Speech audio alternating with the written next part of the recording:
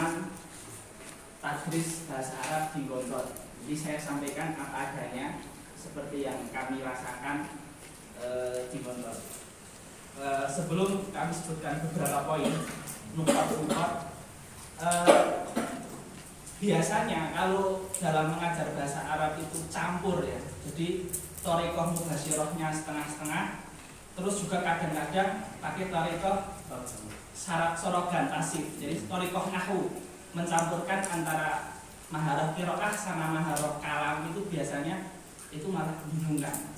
Nah, kalau di Gontor ini ya memang yang pertama kitab Durus Sulughah yang ditulis oleh Kyai Haji Imam Zarkasi sama Kyai Haji Imam Subhani ya, alaihi rahmatullah, itu hanya kitab Maharatul Kalam.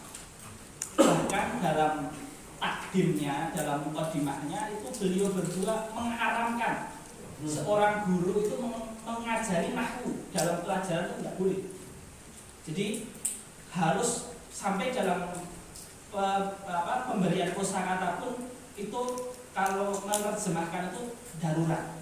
Jadi guru harus bawa gambar dan sebagainya. Kalau Gontor sampai setiap guru yang ngajar Durus Sulughah ini kan di kelas 1 pelajarannya selama setahun, itu diawasi sama guru-guru yang senior, yang MA, yang doktor, itu ngawasi guru-guru yang junior dalam ngajar Durus Sulughah ini. Dan ketika ketahuan bahasa Indonesia nanti di hari Kamis diberdirikan dan sebagainya. Jadi memang pelajaran ini itu nyawanya Gontor. Jadi pelajaran Durus Sulughah itu nyawanya Gontor. Bahkan pengajar Durus Sulughah ini langsung di bawah Direktur Kuliatul Mu'allimin, yang mana langsung di bawah Kiai. Ya, karena cara belajar yang di Durus Sulughah itu yang dipakai nanti di semua mata pelajarannya di Gontor. Jadi Gontor itu guru nggak apa-apa lah hatam kita. Yang penting thoriqah tadrisnya harus bil arabiyah. Kalau pelajaran bahasa Arab, jadi nggak apa-apa hatam, karena akidahnya itu kan athoriqah ahumul madah. Itu akidahnya. Jadi madah itu nggak selesai nggak apa-apa, tapi thoriqahnya bil arabiyah. Ya, seperti itu. Jadi pertama bahwasanya Durus Sulughah ini adalah kitab untuk maharatul kalam, bukan maharah qiraah, bukan juga maharah kitabah. Jadi nggak ada guru ngajar Durus Sulughah itu di Gontor uktub ini maknanya ini, maknanya itu dan sebagainya. Jadi ini poin pertama yang penting, bahwasanya ini adalah maharatul kalam. Jadi guru yang penting kalam. Kemudian yang kedua, Gontor ini mensyaratkan santri yang boleh mulai belajar Durus Sulughah itu harus sudah punya bisa nulis imla, harus bisa imla. Maka di Gontor itu kan kalau nggak bisa imla nggak mungkin diterima. Tetapi kalau imlaknya bagus, artinya didikte ya, itu dia bisa, walaupun diktenya ya maksimal 2-3 kata saja. Al-Ustadu fil fasli itu bisa, lah itu sudah lulus, diterima santri, nanti boleh belajar ini. Tapi kalau imla nggak lulus, nggak diterima. Dia nanti pondok lagi di pondok calon pelajar selama 1 tahun. Gontor 2 itu di samping Gontor 1 itu khusus untuk calon pelajar. Jadi syaratnya adalah imla sebelum memulai pelajaran Durus Sulughah ini. Terus yang ketiga, ya, yang saya pahami ya, pengalaman kami ketika nyantri, tujuan pelajaran Durus Sulughah ini bukan biar santri bisa nahwu atau bisa sorof atau apa sebagainya. Tujuannya itu untuk binaul akliyah al-lughawiyah. Jadi gimana membentuk penalaran santri tentang bahasa Arab. Jadi makanya di Gontor ini pengajaran apa ya, semua yang mendukung pelajaran Durus Sulughah ini jadi kurikulum pondok. Contoh ya, misalkan santri baru itu asramanya khusus. Kemudian mudadirnya dipilihkan yang pinter-pinter, karena nanti kalau ketahuan di kamar itu bahasa Indonesia misalkan, itu ikoknya sadid. Terus nanti wali kelasnya dipilih juga yang, jadi gimana 24 jam itu selalu bahasa Arab. Terus di kamar nanti pengurus itu mengawasi bikin mufradat. Jadi dia ente nggak paham jar, manfu, maksud, isem apa nggak penting, tapi ente bisa punya inilah logika berbahasa. Jadi seakan-akan cara terbiasa, terus udah daud walaupun nggak tahu Arabnya gitu. Nah seperti itu. Jadi tapi bahasa Arab terus, bener-bener bahasa Arab terus. Jadi nggak ada bahasa Indonesia. Bahkan ya itu seperti itu. Jadi tujuannya gontor itu yang saya pahami itu adalah bina'u al-aqdah al-lughawiyah, terus nanti tarkibul jumal, ngomong, tarkib ini tarkib apa? Mubtada khobar atau fi'il ismiyah, al-muhim tarkib. Ya. Dan kiai sama pimpinan nggak apa-apa, salah nggak apa-apa, yang penting justru nggak boleh kamu mengasih tahu ini tuh fa'il, jangan. Nah, seperti itu nggak boleh. Jadi itu yang ketiga ya, bahwasanya tujuan adalah membentuk malakah lughawiyah.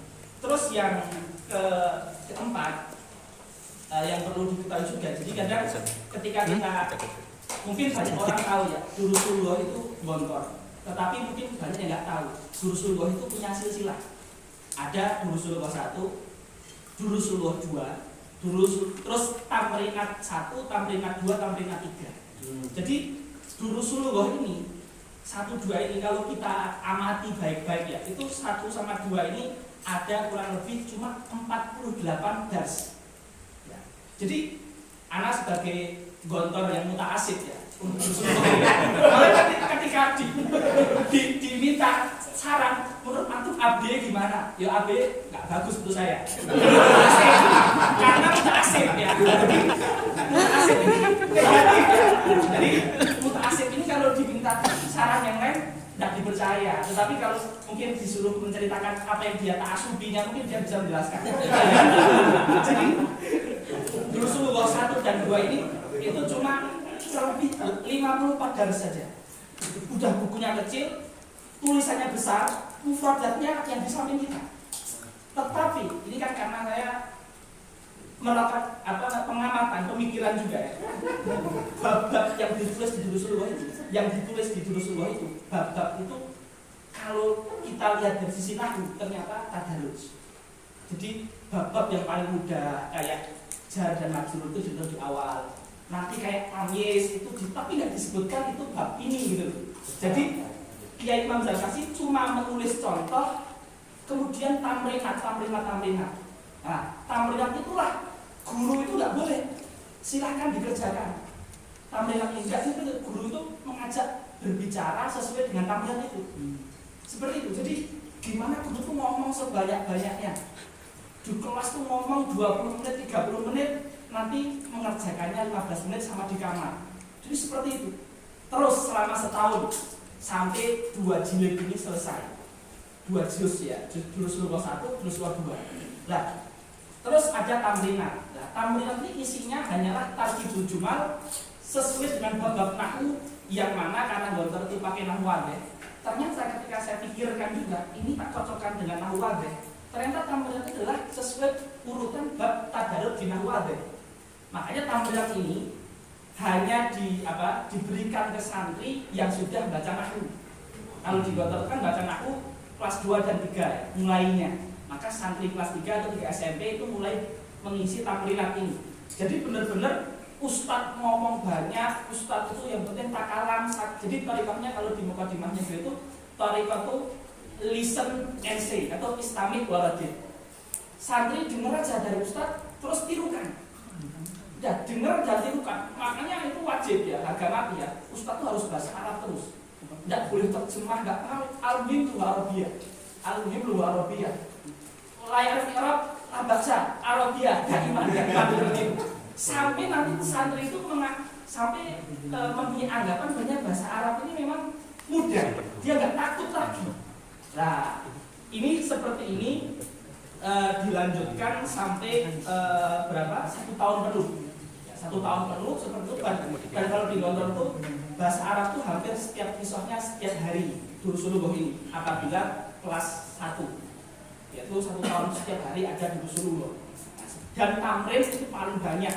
Jadi santri baru itu bisa dikatakan waktu di luar kelas itu habis untuk mengerjakan tamrin.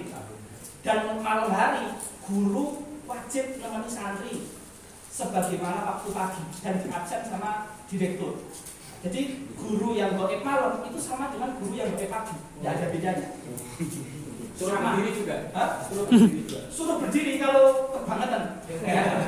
Tapi minimal disebutkan di hari Kamis, karena Kamis itu ada kumpul semua ustadz sampai pimpinan itu ada.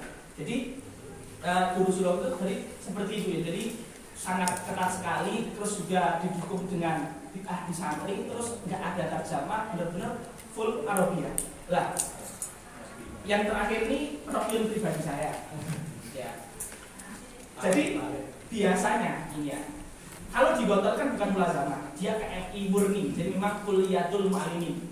Sampai-sampai kalau di syahadah Gontor itu di bawahnya ditulis pakai bahasa Arab ya, waqat ajastu hadza talib li tadris. Jadi sudah ada ijazah tarekat tadris ya. Itu sudah ada ijazah ya, tarekat ya, seperti itu. Sudah itu ada. Jadi di Gontor itu nanti pas mulai kelas 2 mulai masuk shorof nahwu, kelas 3 mulai usul fiqh, kelas 4 mulai mustalah. Itu semuanya diajarkan dengan cara ini. Semuanya. Jadi guru masuk kelas ngasih mufradat, terus mufradatnya nggak dikasih arti, terus dijelaskan ngomong capek. Jadi kadang satu kisah itu cuma habis untuk satu mufradat, belum sarul kitab. Makanya jarang khatam kitab. Tapi ya nggak apa-apa. Iya, kata direktur lebih baik nggak khatam tapi torikoh tajwid antum benar daripada khatam tapi terjemahan. Di Gontor itu terjemahan disita. Tapi kalau ujian itu terjemahan Bulughul Maram itu sampai 3 karung. Disita semuanya. Nah, itu kan Gontor ya. Jadi semuanya sampai akhir Arabiah kelima. Nah, tetapi biasanya ya yang manhaj mundak tadmid ya, campur ya, gaduh-gaduh. Jadi sanah pula pakai thariqah mubasyirah, kemudian selanjutnya pakai thariqah biasa ya. Syarah kita kadang bahasa Arab, kadang Indonesia. Itu insya Allah juga mudah. Kenapa? Karena dia setahun itu sudah punya terbentuk kayak akliyah lughawiyah, jadi dia udah nggak takut dengan bahasa Arab, sudah punya gambaran bahasa Arab seperti itu. Ya, dan kami juga mengamati walaupun ini istiqrohnya Nakis Jidan, Nakis Jidan ya. Santri-santri yang di STI yang saya lihat itu dulu pas SMP-nya itu mungkin dari pondok yang alumni Gontor atau pondok yang KFI yang mempelajari terus dulu, ya 1, 2, 3, makanya saya bilang Nakis Jidan. Itu biasanya pinter, ya biasanya pinter. Jadi kalau diajar nahwu itu nalarnya cepet, ya. Daripada yang belum pernah belajar atau belajar dengan cara yang terjemah gitu, ya seperti itu. Jadi tetap manfaat, ya walaupun nanti di tahun 2, 3 sampai selesai antum pakai tadrisul mutun ya, itu tetap ini manfaat. Ketika nanti ngajar nahwu tetap guru akan merasa sangat mudah mengajari orang ngaji. Ini yang penting. Terus poin terakhir juga ini Ro'i juga, Ro'i ya.